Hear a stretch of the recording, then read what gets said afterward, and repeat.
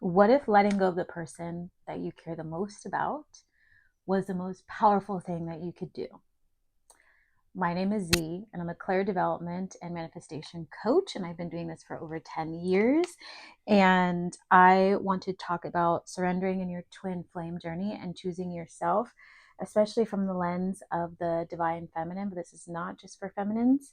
Um, I had a very open conversation with one of my clients, and it dawned on me that a lot of people are on a journey, or are trying to choose if they want to be on their journey or manifest a soulmate. And there's a large lesson that comes close to the end almost of your journey. And it's not always the easiest part. And I wanted to share with you some advice. The truth about the twin flame journey is that it is for soul expansion, but we have to be really careful when we talk about it that way, because there is a tendency to say you are in a twin flame journey, but really just be in a relationship or some sort of entanglement energetically that is abusive to you. Um, and the journey itself is meant to help you expand your energy, to help your soul grow, to begin your inner healing, to look at the deepest facets of yourself so that you can live a more blissful life or head towards your mission and purpose with ease, and then come together with your partner. And as we were talking about this today, one of the things that came up was when to let go.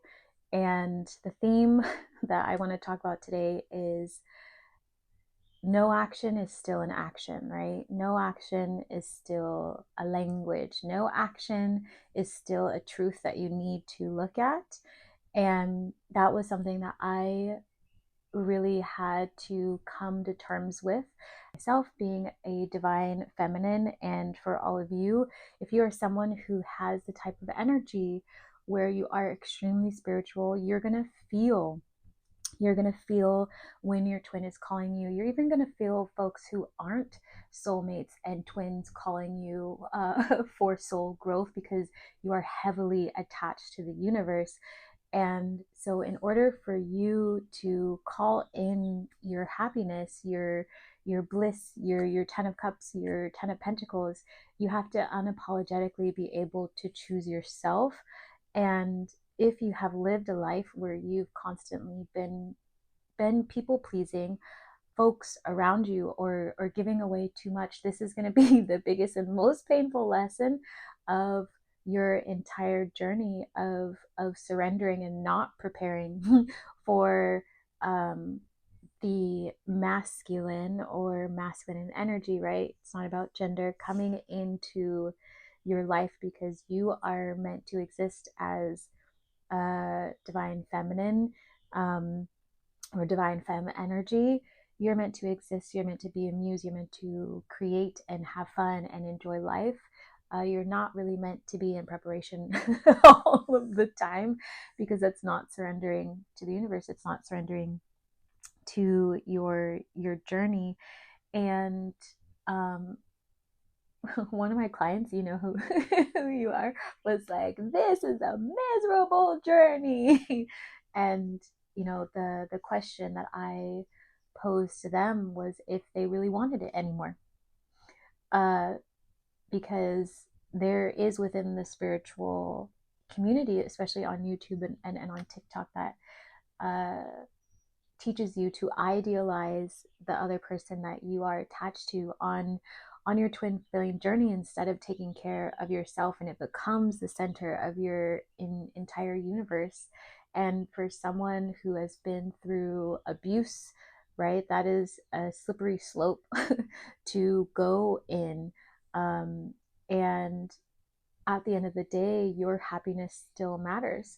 And so I had asked them what it is, or what it is that they were wanting.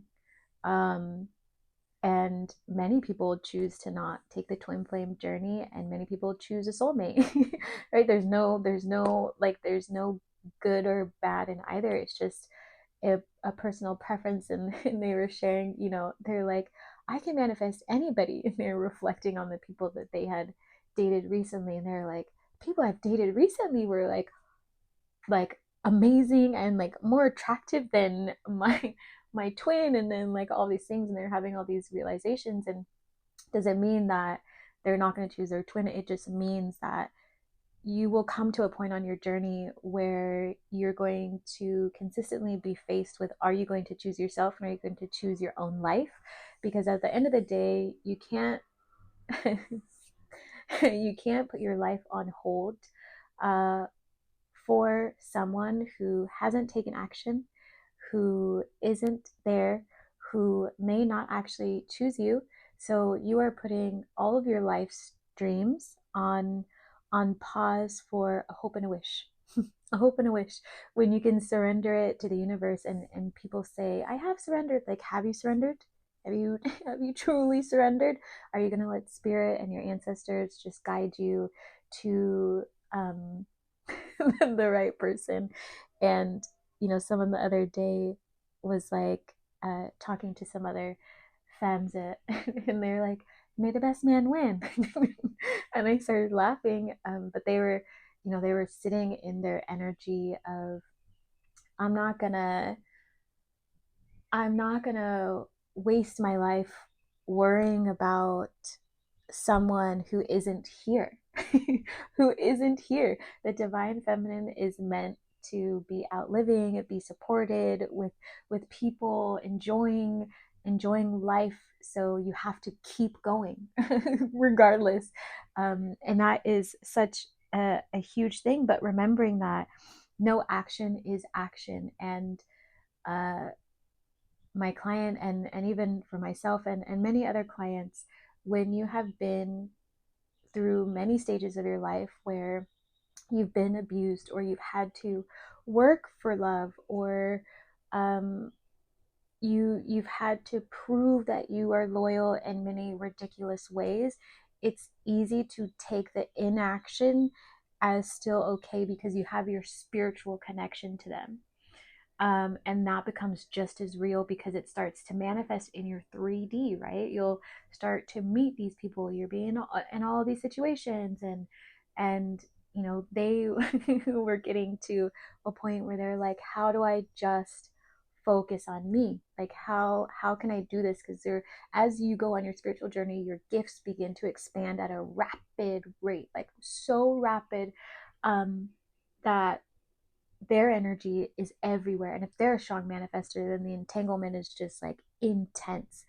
And so there are ways for you to be able to help yourself um, through this journey. But again, it is important to remember that no action is still action. No action is a decision. Um, you can choose to wait, or you can go choose to live life and receive love that is available to you. So if you are choosing to be on your twin flame journey, you have to remember that you can water that seed and then let it grow and keep moving on. Right? You will come back to that plant, but again, you can't pause your life. And for healing to be able to move forward and truly choose yourself, because I know that that can be a very challenging thing, because you feel guilty about it, because you have been hurt by other people. You have likely been abused by other people who made you feel unsafe when you chose yourself, and so it feels unnatural to choose yourself, to choose your happiness, to choose your crafts and your skills, and charging out right on your own. So some practical tools that you can use is digging into your arts, as we've been talking about, digging into a community that you feel supported in and seen in, and not going towards people who are emotionally unavailable, and go towards people who are emotionally available, so you learn to recognize it. because even if you wait around for someone who is emotionally unavailable, you are still in a cycle of abuse for yourself, which energetically is not going to bring your manifestation in anyways. It's not going to bring your manifestation in anyways. So you need to make yourself emotionally available to the opportunities, to the love around you, to the friendship, your soul tribe. That's why sometimes your soul tribe will come to you quicker than your other manifestations when it comes to love and things like that, because you need to be able to be in community and feel full and whole to be able to receive the love down the road. So make sure you are following day to day the things that you love to do that are not centered around your twin flame. Not centered around your twin flame, especially if you are a divine feminine, because the divine feminine in the dynamic is the one that's really magnetic. And so if your twin decides on the masculine side to show up, to take action, then that's when that day happens. Until then, you keep going. And I want you to also ask yourself, what would life look like if I chose peace over chasing? What would life look like if I chose peace over chasing? Because that energy of not choosing yourself is still chasing. So, what would you do day to day? I want you to write it in the comments. What would you do day to day? How would you wake up? How would you express love to yourself? Would you make plans with your friends? The world becomes your oyster.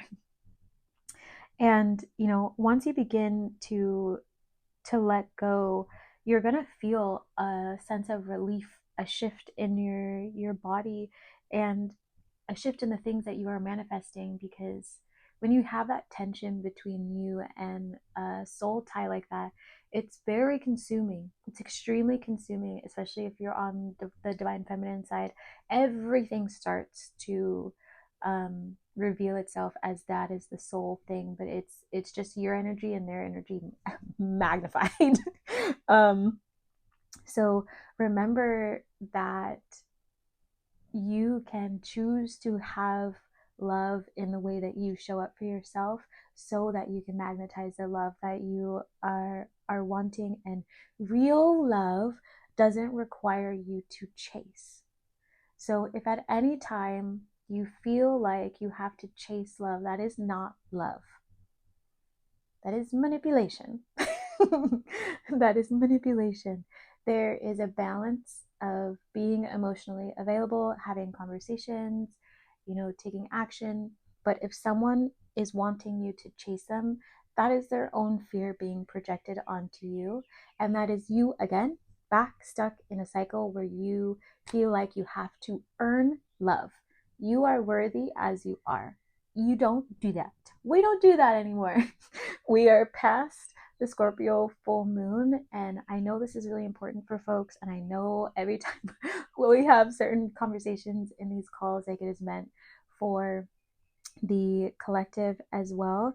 And I invite you to imagine a life that you want to manifest. And if you are wanting to really bring it to fruition, come to Z School for the Gifted, my school, this Thursday, 6 p.m. Pacific.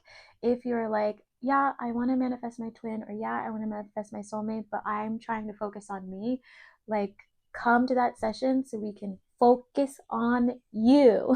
We're going to focus on you, your dreams, what you want in your life, so you can step into that energy of autonomy, of independence, of still being your divine feminine, but also lighting up the masculine energy within yourself, so you can have balance and magnetize people around you who are going to take action, and so you can move towards them with ease, and trust that they are available to you, right? Because that's a part of the healing journey, and that is also what you deserve.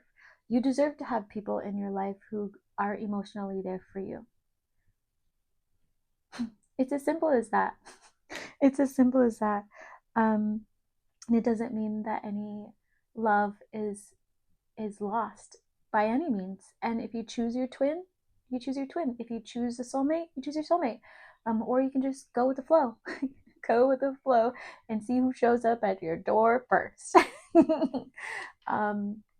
But don't hold your life for something that isn't certain, when you deserve to be happy and experiencing amazing things in your life.